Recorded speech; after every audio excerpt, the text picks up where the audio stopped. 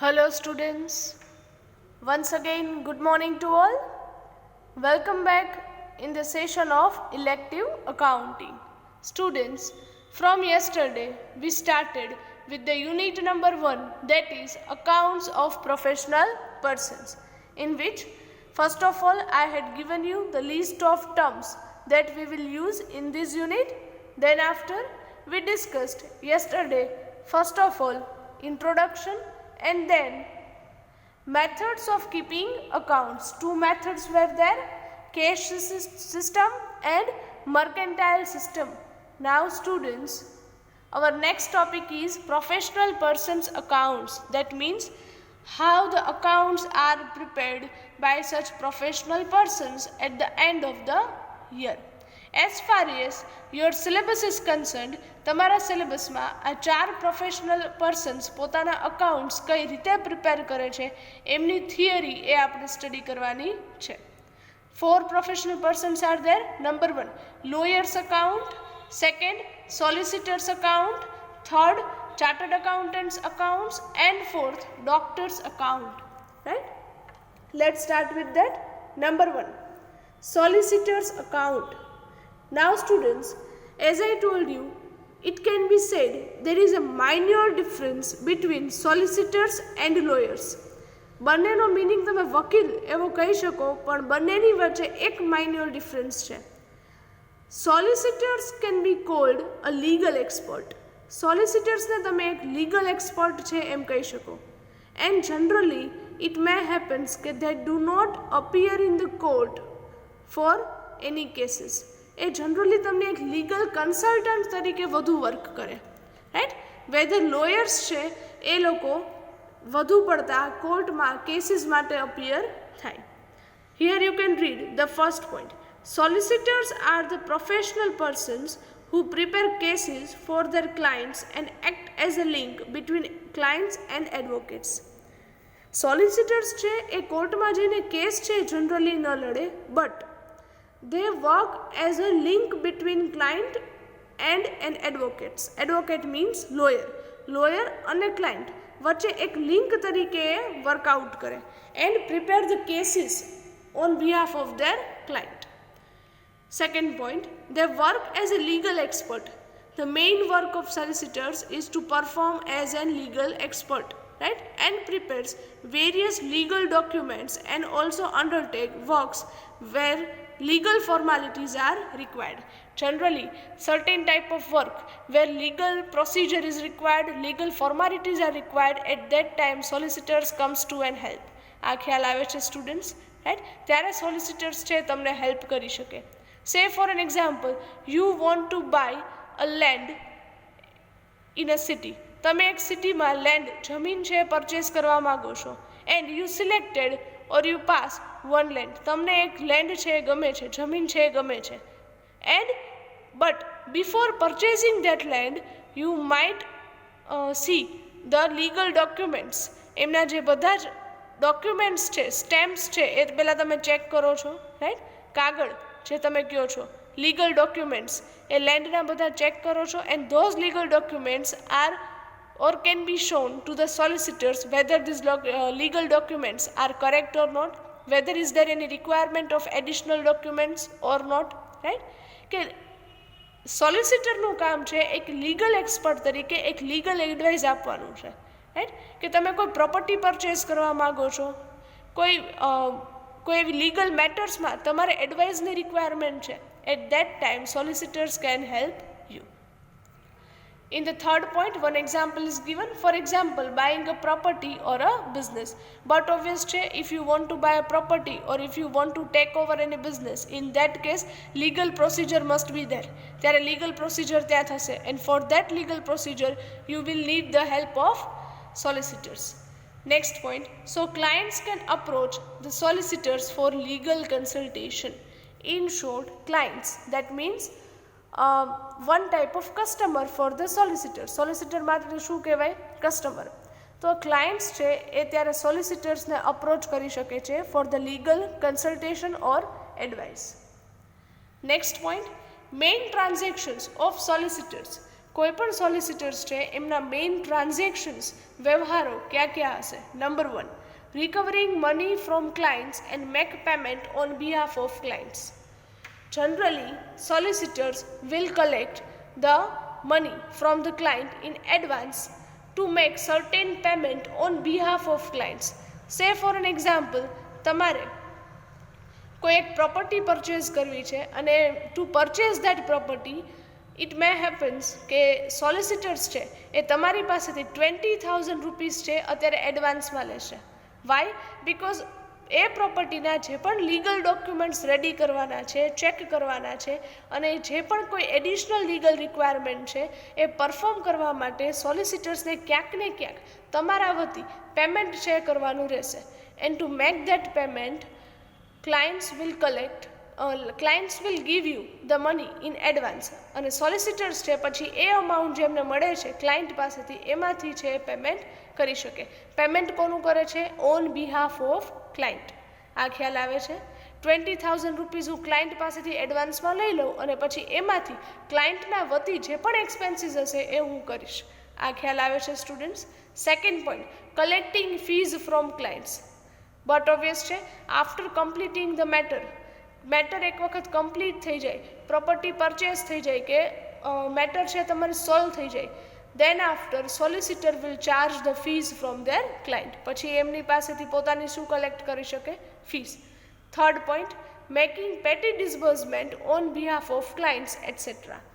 ક્લાયન્ટ્સના બિહાફમાં ક્લાયન્ટના વતી એ પોતાના પેટી ડિસબર્સમેન્ટ મીન્સ પરચુરણ ખર્ચા.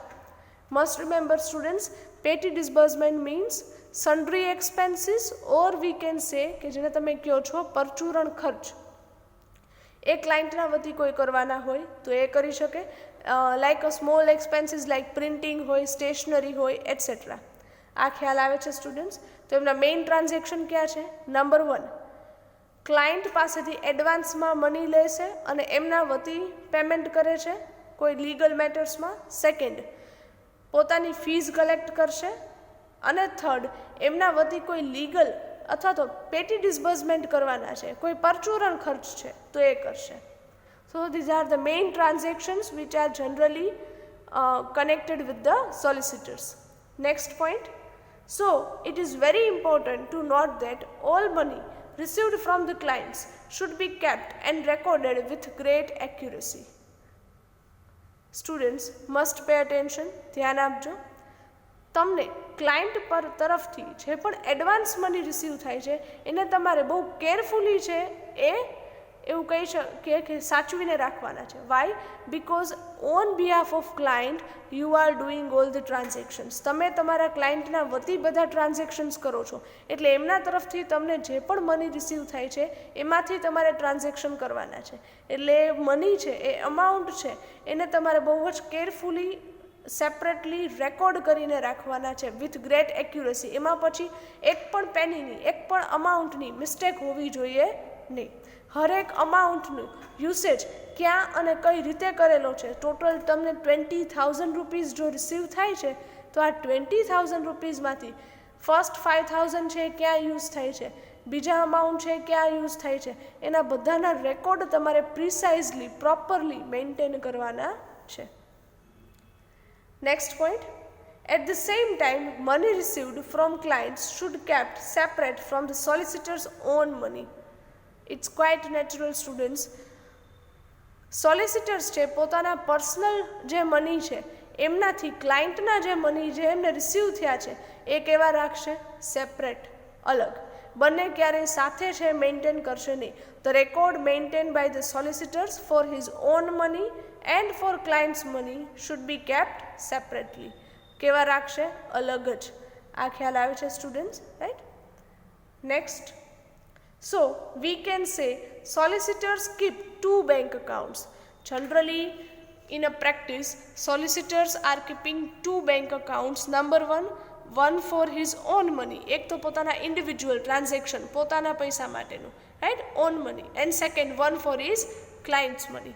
સેકન્ડ છે પોતાના ક્લાયન્ટ, અલગ અલગ જેટલા પણ ક્લાયન્ટ છે એમના તરફથી જે પણ મની રિસીવ થતા હોય એ બધા અમાઉન્ટ છે એ પોતાના એક સેપરેટ બેંક અકાઉન્ટમાં એ ટ્રાન્સફર કરશે.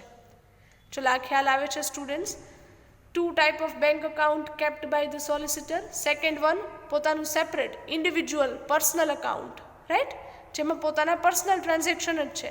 અને સેકન્ડ છે ક્લાયન્ટ અકાઉન્ટ, કે જેમાં ક્લાયન્ટ તરફથી જે પણ એમને મની રિસીવ થાય છે એ બધા ક્યાં અકાઉન્ટમાં ટ્રાન્સફર કરશે, તો કે ક્લાયન્ટ્સ અકાઉન્ટમાં, right. Next point, sometimes clients will transfer some amount from client's bank account to own office account.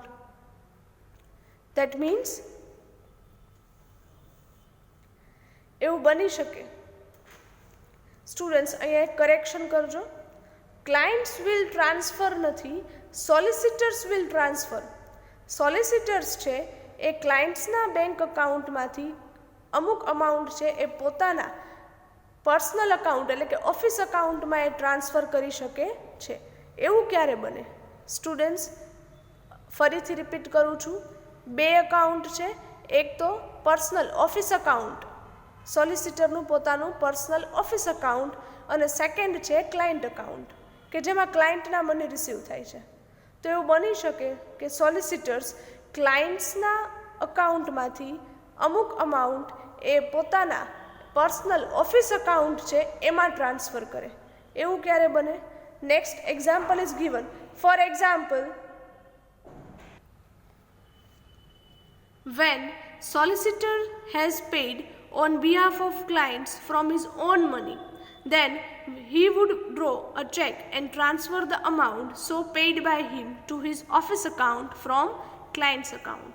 Students, try to understand this example carefully, right? આ એક્ઝામ્પલ છે સમજવાની ટ્રાય કરો. એવું બની શકે કે સપોઝ સોલિસિટરે ક્લાયન્ટ પાસેથી 20,000 રૂપીઝ એડવાન્સ લીધેલા છે. હવે જ્યારે સોલિસિટર ક્લાયન્ટના બિહાફમાં એકચ્યુઅલમાં જ્યારે કોઈ જગ્યાએ પેમેન્ટ કરે છે ત્યારે એમને પેમેન્ટ કરવાનું થાય છે 25,000. જ્યારે ક્લાયન્ટ તરફથી તો એને એડવાન્સમાં કેટલા રિસીવ થાય છે? ઓનલી 20,000. પેમેન્ટ કેટલું કરવાનું થયું? 25,000નું. તો જે એડિશનલ 5,000 છે એ ત્યારે એવું બની શકે કે સોલિસિટર પોતાના પર્સનલ જે ઓફિસ અકાઉન્ટ છે એમાંથી અત્યારે પે કરી દે. એકચ્યુઅલમાં પે કોના વતી કરવાના હતા? ક્લાયન્ટ વતી. તો તમારે લેવાના કોની પાસેથી થાય? ક્લાયન્ટ પાસેથી તમને મળવા જોઈએ, રાઈટ? ઓકે. પણ અત્યારે ટેમ્પરરી સોલિસિટર છે એ પોતાના પર્સનલ ઓફિસ અકાઉન્ટમાંથી એ 5,000નું પેમેન્ટ કરે છે. ઇન ધેટ કેસ આફ્ટરવર્ડ્સ પછીથી સોલિસિટર છે એ ક્લાયન્ટના અકાઉન્ટમાં જ્યારે પણ એડિશનલ મની રિસીવ થાય, રાઈટ, કે સપોઝ આ ટ્રાન્ઝેક્શન થઈ ગયું પછી 5 days પછી ક્લાયન્ટ છે એ એડિશનલ 10,000 છે તમને ફરી પાછા પે કરે છે. તો ક્લાયન્ટના જે તમને 10,000 રિસીવ થાય છે એમાંથી 5,000નો ચેક છે ક્લાયન્ટના બેંક અકાઉન્ટમાંથી એ પોતાના પર્સનલ ઓફિસ અકાઉન્ટમાં એ ટ્રાન્સફર કરી દે.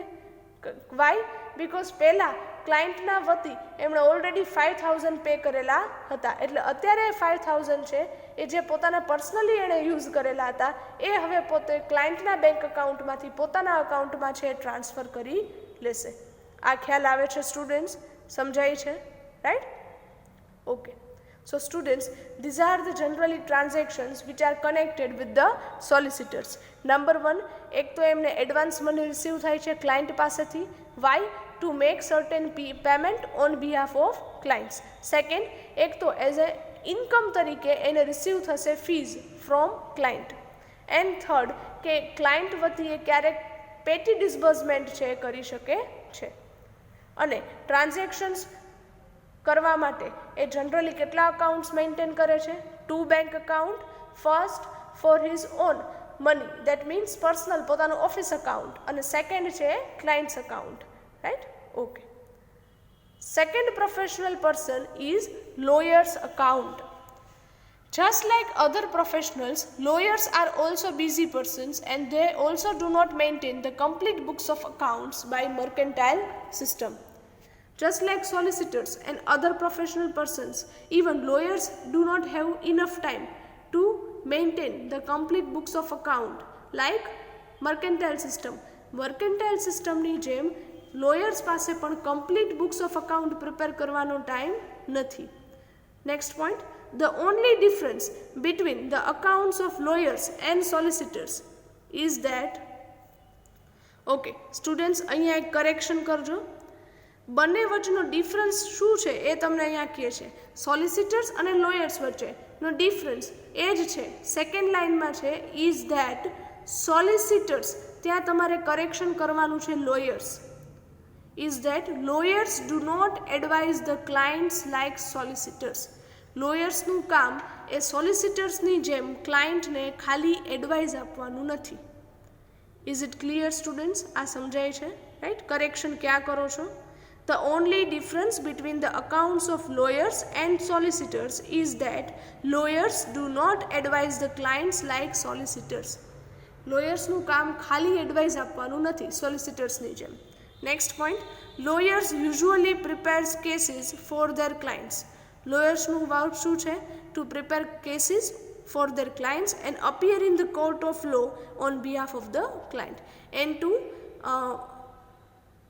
have a case or in the court on behalf of the client. ક્લાયન્ટના વતી કોર્ટમાં જે કેસ લડે છે એ કામ જનરલી કોનું છે? લોયર્સનું. આ સમજાય છે સ્ટુડન્ટ્સ? ક્લિયર થાય છે, right? This is the accounts of lawyers. Next one, chartered accountants account. Chartered accountants are the specialist in the accounting. As you know, chartered અકાઉન્ટન્ટનું વર્ક શું છે? To prepare the final accounts for the other businesses and people, but even they are the specialist in the accounting, they do not have the time to prepare his own books of account like a mercantile system at the end of the year. So next point, so just like other professional, બીજા professional person ની જેમ જ they also keep their accounts on a cash basis. એ પોતે પણ પોતાના final accounts છે કઈ રીતે મેન્ટેન કરશે? કેશ સિસ્ટમથી, નહીં કે મર્કેન્ટાઇલ સિસ્ટમ. આ ખ્યાલ આવે છે students, right? Number 4, doctors account. Doctors પોતાના ફાઇનલ અકાઉન્ટ્સ કઈ રીતે પ્રિપેર કરે છે? First point, just like other professional persons, doctors transactions are also mostly consist of cash receipt and payment and they also keep their accounts on cash basis. Simply એક વિચાર કરો students કે doctor છે એના transaction કઈ ટાઈપના હોય?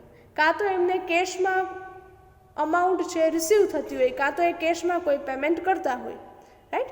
And that's why they also keep their accounts on cash system as per the cash system, right? Next point, generally doctors keep a separate card or case paper of each patient with some records. કોઈ પણ doctor છે એ પોતાના record કઈ રીતે maintain કરે? To prepare a separate card. A generally એક separate card જ છે મેન્ટેન કરે, અથવા તો એક સેપરેટ કેસ પેપર, એક પેપર છે મેન્ટેન કરે કે જેમાં હરેક પેશન્ટની ડિટેલ્સ હોય. એ પેશન્ટ વાઇઝ અલગ કાર્ડ કે અલગ પેપર એ મેન્ટેન કરે. અને રેકોર્ડ્સ ક્યાં હોય? Name and address of the patients, disease, treatment given, medicine charges, operation charges etcetera. Suppose 5 patients are there, કોઈ ડૉક્ટરના અંડરમાં 5 પેશન્ટ્સ છે, તો એ 5ના અલગ કેસ પેપર છે એ પ્રિપેર કરે. અને એ 5 પેપરમાં ડિટેલ્સ કઈ ટાઈપની હોય? તો કે હરેક પેશન્ટનું નેમ, એડ્રેસ, ડિસીઝ, ટ્રીટમેન્ટ અત્યારે શું ચાલે છે, મેડિસિન કઈ આપો છો, એના ચાર્જીસ શું છે, ઓપરેશન ચાર્જીસ શું છે, etcetera. A separate column is kept for recording the amount for medicine, operations, visit fees, etc. Generally, while recording the transaction regarding the patient, પેશન્ટના જ્યારે આ બધા ટ્રાન્ઝેક્શન તમે રેકોર્ડ કરો છો ત્યારે એમાં એક અલગથી સેપરેટ કોલમ છે પ્રિપેર કરો છો. શેના માટે? તો કે મેડિસિનના ચાર્જીસ કેટલા છે, ઓપરેશનના ચાર્જીસ કેટલા છે, તમે વિઝિટિંગ ફીસ છે એ કેટલી ચાર્જ કરો છો, etcetera. Next point, based on this record, if cash is received, it is recorded in the cash book. Suppose if doctor is receiving any amount, doctor છે એમને કોઈ કેશ છે રિસીવ થાય છે તો એ કેશ બુકમાં રેકોર્ડ કરે છે, because it is his income. એમના માટે શું છે? Income. And if cash is not received, then after certain intervals bills are prepared and are sent to the patient. જો એમને અત્યારે કેશ રિસીવ નથી થતા, then after certain time, પછી એ કોઈ પર્ટિક્યુલર ડ્યુરેશન હોય કે પેશન્ટની ટ્રીટમેન્ટ કમ્પ્લીટ થાય પછી એ પોતાનું બિલ્સ છે એ પ્રિપેર કરી અને પછી એ પેશન્ટને મોકલી આપે છે. ફોર એક્ઝામ્પલ, કોઈ વ્યક્તિ છે, કોઈ ઇન્ડિવિજ્યુઅલ છે, કોઈ ઓપરેશન માટે હોસ્પિટલમાં એડમિટ થાય છે, તો સપોઝ 3 days એમને હોસ્પિટલમાં રાખવામાં આવે છે અને ઓપરેશન થાય છે, તો આફ્ટર 3 days એમનું જે પણ ટોટલ બિલ છે એ પ્રિપેર કરવામાં આવે and that will be sent to the patient. આ ખ્યાલ આવે છે સ્ટુડન્ટ્સ? સમજાય છે? રાઈટ.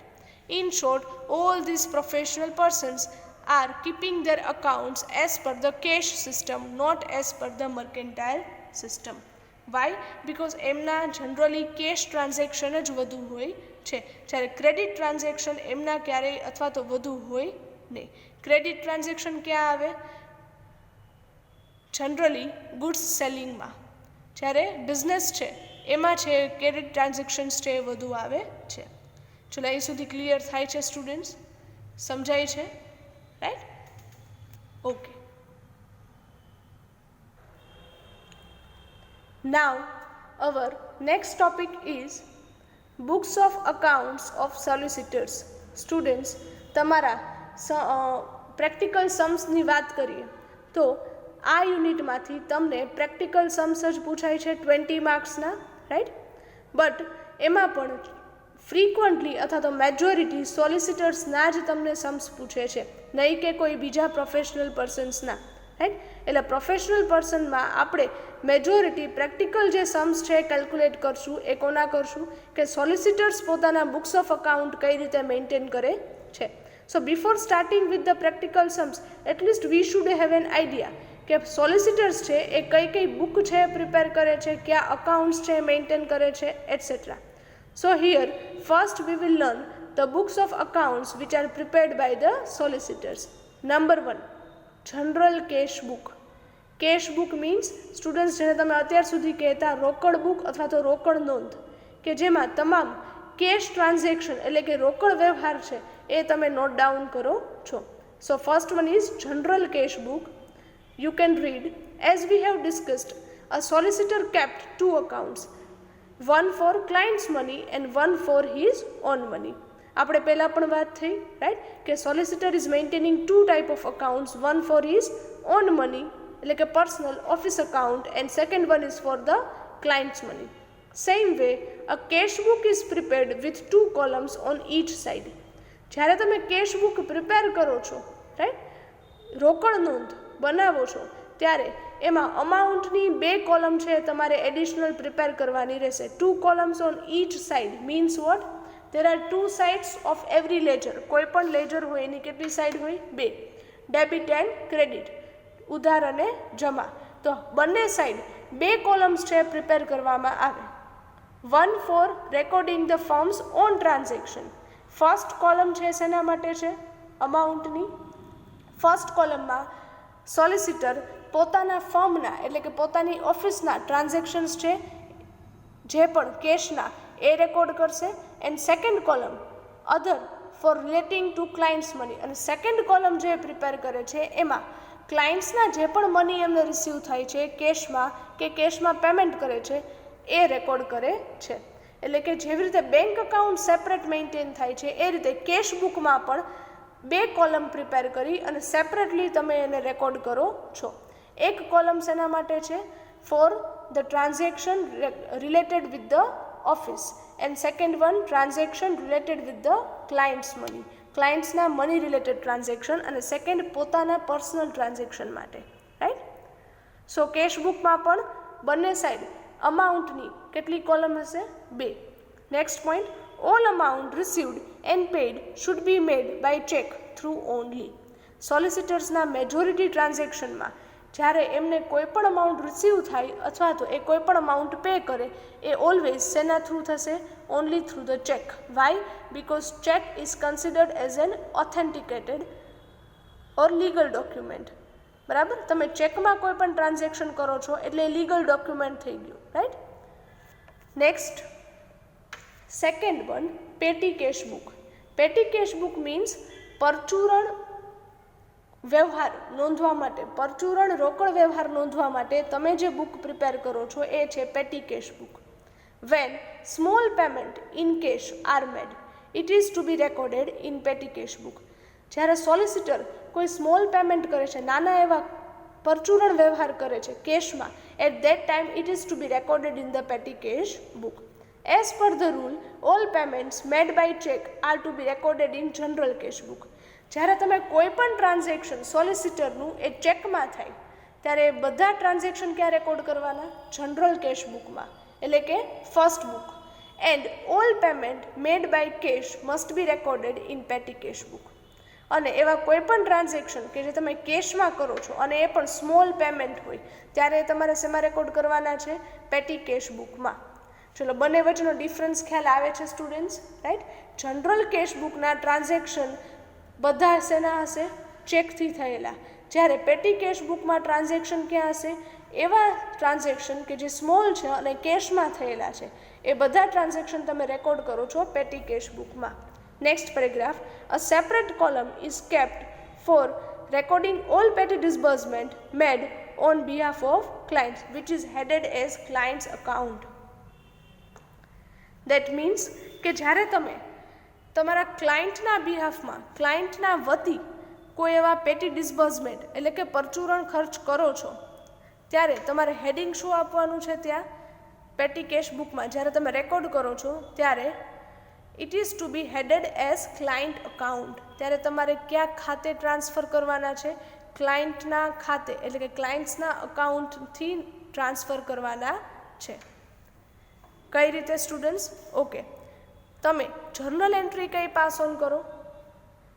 જ્યારે તમે કોઈ ક્લાયન્ટના વતી આવા કોઈ પેટી એક્સપેન્સીસ કરો છો, પરચુરણ ખર્ચ કરો છો ક્લાયન્ટના બિહાફમાં, ત્યારે તમે એક તો ક્લાયન્ટના બિહાફમાં કરો છો એટલે ક્લાયન્ટ્સ અકાઉન્ટ ડેબિટ, એટલે કે ક્લાયન્ટનું જે ખાતું છે એમના ખાતે ઉધાર, એન્ડ ટુ પેટી કેશ અકાઉન્ટ ક્રેડિટ, એટલે કે પેટી કેશ અકાઉન્ટથી તમે જમા કરો છો. આ ખ્યાલ આવે છે સ્ટુડન્ટ્સ, રાઈટ? એટલે કે ઉધાર કોના ખાતે કરો છો? ક્લાયન્ટના અકાઉન્ટથી. આ સમજાય છે સ્ટુડન્ટ્સ, રાઈટ? કેશ જાય છે એટલે કેશ અકાઉન્ટ ક્રેડિટ, અને કોના વતી કરો છો? તો કે ક્લાયન્ટ્સના વતી, so client account debit. Client account ક્લાયન્ટના ખાતે ઉધાર, તે રોકડ ખાતે જમા. Is it clear students? આ સમજાય છે, રાઈટ? ઓકે, બે બુક આજે આપણે સ્ટડી કરીએ છીએ. નંબર 1 જનરલ કેશ બુક, જેમાં બે કોલમ હશે, 1 for own transaction and second for clients money. અને એમના તમામ ટ્રાન્ઝેક્શન શેના થ્રુ થશે? Check through. ચેક થ્રુ થયેલા તમામ ટ્રાન્ઝેક્શન ક્યાં રેકોર્ડ કરો છો? જનરલ કેશ બુકમાં. Second one petty cash book, when small transactions are there and even they are in cash. જ્યારે રોકડમાં તમે સ્મોલ ટ્રાન્ઝેક્શન કરો છો ત્યારે રેકોર્ડ ક્યાં કરશો? પેટી કેશ બુકમાં. અને એ પણ ક્યાં? તો કે ક્લાયન્ટના ખાતે ઉધાર કરો છો. ક્યારે? જ્યારે ક્લાયન્ટના વતી તમે કોઈ પેમેન્ટ આવું કરો છો ત્યારે. સ્ટુડન્ટ્સ, અહીં સુધી સમજાય છે, રાઈટ? આજે આપણે અહીં સુધી રાખીએ છીએ. Today we discussed how all 4 professional persons, solicitors, lawyers, doctors and chartered accountants are maintaining their accounts. એ પોતાના અકાઉન્ટ્સ કઈ રીતે મેન્ટેન કરે, એન્ડ સોલિસિટર્સ છે એ પોતાના કયા કયા બુક્સ ઓફ અકાઉન્ટ મેન્ટેન કરે છે એ આપણે સ્ટડી કરીએ છીએ, right? First we discussed general cash book, second petty cash book.